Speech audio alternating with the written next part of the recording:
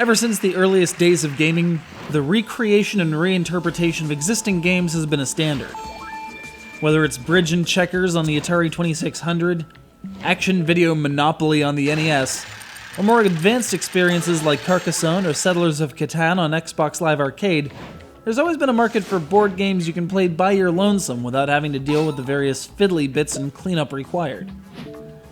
And sometimes you get a game that builds on a familiar experience, doing things that wouldn't be feasible if played in an analog format.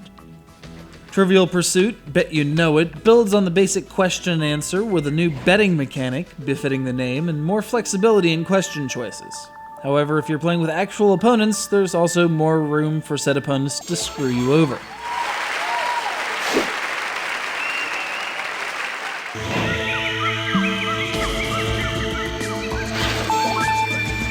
Bet You Know It replaces the board with a Wheel of Fortune style spinner with colored spaces representing each category, as well as black spaces where you can spend chips for wedges without having to answer questions at all. The first to collect all 6 wedges and answer the final question correctly takes the game. It's all well and good, but this is Trivial Pursuit we're talking about. The game that makes Alex Trebek wake up screaming in the middle of the night, panting and breaking out in a cold sweat. The questions are anything but easy. That said, Bet You Know It makes it a touch easier on you by allowing you to choose from 4 topics for each question you answer. And if you don't like those topics, just pay 10 chips and change one. Be warned though, your opponents also have the power to change your categories if they feel you're too good with useless Justin Bieber knowledge. And yes, he has come up as a topic. Once said topic is chosen, each player may bet on the chance of a correct answer, thus earning more chips by which to continue topic swapping, wedge buying, and occasionally shifting the wheel one space if necessary. It's a cute innovation on the old formula, but kinda pointless in single player. If you're holding a party and can't think of anything better to do with the TV than prove who's more of a wise guy, go for it.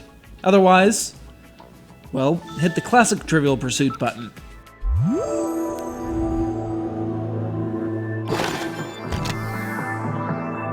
Yes, there was a Trivial Pursuit released for the Wii just 2 years ago, and it's included in its entirety. And I thought Capcom were the money-grubbing shovel artists. Fortunately, this older version includes a single-player clear-the-board mode optimized for speed and accuracy. Pretty fun, if you're the kind who goes through transcripts of Jeopardy episodes just for a good time. The prime detriment is a wisecracking host who flops wildly between enthusiastic praise, consolation, and outright smack talk. This score of yours is getting huge, colossal, scary.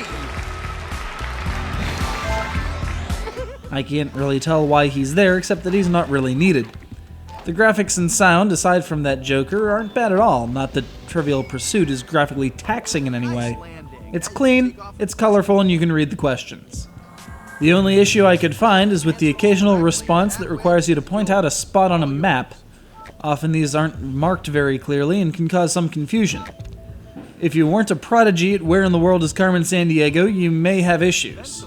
If you were a prodigy at Where in the World is Carmen Sandiego, you may still have issues. But there's a chance they're issues of National Geographic. Whoa, I do believe I am witnessing Trivial Pursuit history as it happens.